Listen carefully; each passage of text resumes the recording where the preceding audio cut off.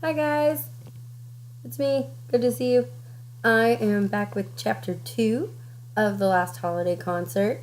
Remember, in our first chapter, we met Hart and his sister Sarah, and from what I remember, in the very end of the chapter, Hart decided to tell us that he had a rubber band that he was saving to shoot off in his music class.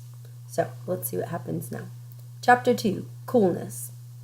Hart swallowed a yawn, but it was a tired yawn, not a bored yawn.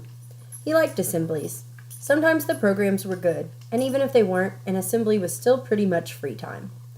As long as you kept looking straight ahead and didn't shut your eyes, you could think about anything you wanted to for almost an hour, which didn't happen very often at school.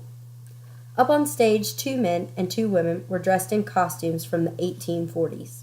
The guy in the straw hat had a banjo, and the woman wearing blue jean overalls had a guitar. All 4 were singing some songs about the Erie Canal. They were good musicians, and the way they used folk songs to show American history was pretty interesting. But they'd been at it for almost 35 minutes, and it was starting to get old. Hart tuned them out. Another yawn. Hart let his mind drift back a few hours, and he remembered the sound of the noisy water pipes in the wall next to his bed, which was why he'd been awake since 6 a.m. today. That was when his dad had started taking a shower. Hart had tried to get back to sleep, but the automatic coffee maker had already filled the house with the smell of morning. Usually his mom had to pull Hart out of bed at the last second so he could throw on some clothes, drag a comb through his hair, drag a piece of toast and a swallow of juice, and then sprint to catch the school bus. And as he hurried through the kitchen, Sarah always said something like, "It's so stupid to be late." Not today.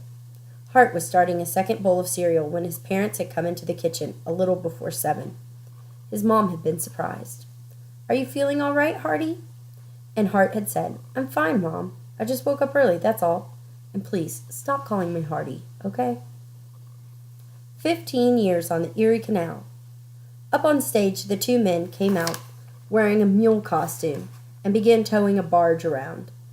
That means they were dressed as a horse and pulling around a boat. Hart smiled, but he kept thinking about the morning. It had only taken his dad about 3 minutes to get ready, scanning the front page of the morning paper while he poured coffee into his travel mug. Then Mom had handed him a toasted bagel wrapped in a napkin, got a kiss in return, and Dad was all set to go. That's when Hart had popped the question. "Dad, can you drive me to school today?" "Sorry, Hart. I've got to beat the traffic. And if I drove you now, you'd be there almost an hour early."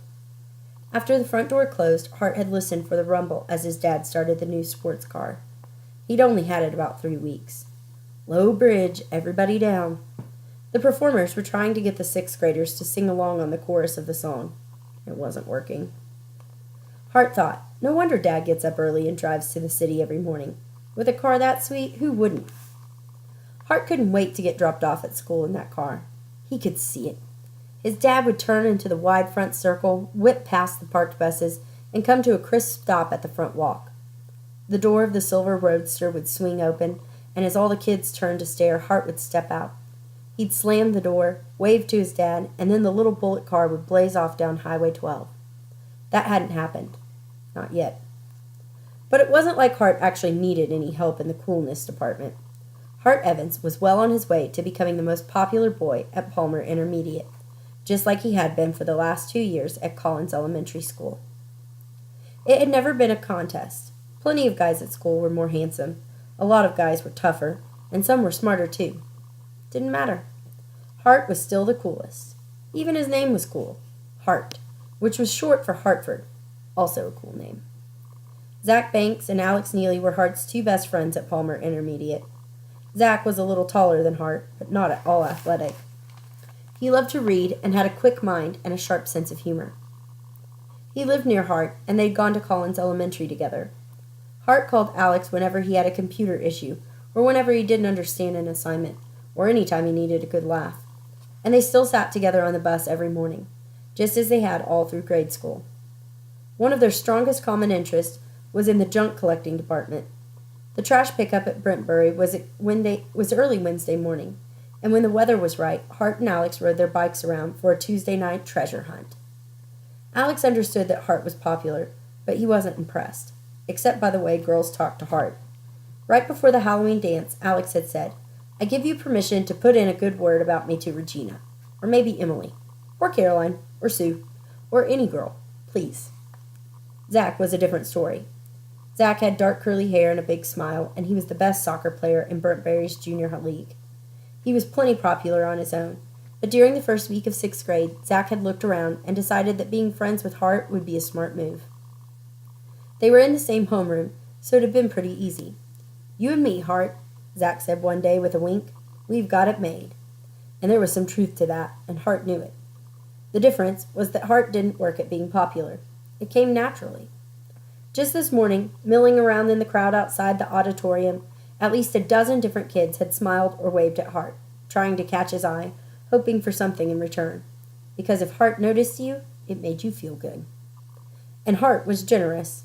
He nodded at Lee and smiled at Steve, and he said, "Hey, Tommy." And then came a nod to a guy on the other side of the hall. And then, "Dan, how's it going? Great shoes. Those new?" And it wasn't a fakey nice. Hart was for real. No one was immune to Hart's good nature, his easy self-confidence. When he apologized as he turned in his first social studies report a day late, Mrs. Maudie had said, "I'm still going to have to lower your grade, Hart." But she didn't. When Hart got caught swinging on the rope in the gym, Mrs. Harvest shouted, "Evans, that'll be 10 laps after school." Then, when a smiling Hart Evans showed up at 3 o'clock sharp, the gym teacher growled, "Go on, catch your bus, but don't let it happen again." Hart could have charmed the hairnet off a cafeteria lady. It was almost Thanksgiving, but to Hart it felt like the school year was practically over. The days flipped by, and 6th grade at Palmer Intermediate was turning out to be a breeze. His friends were good, his classes were only a minor disruption in his busy social life, and the homework wasn't too bad either. In short, school was great.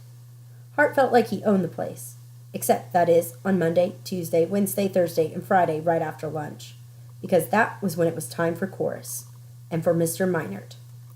Hart actually loved music. He had taken 2 years of piano lessons, and recently he'd also begun to play a band instrument, the coolest one, of course, the drums.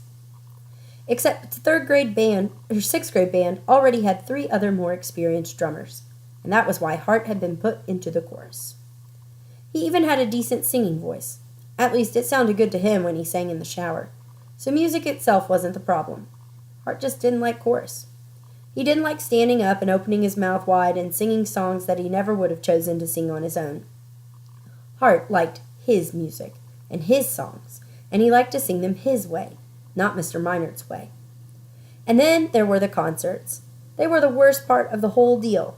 The school year seemed like an endless flow of programs and performances. First it was Halloween Spooker, and then came the holiday concert, and then the midwinter sing-along, and the Spring Has Sprung program, and finally, the graduation celebration. Concerts meant learning new songs, and that meant singing them over and over again.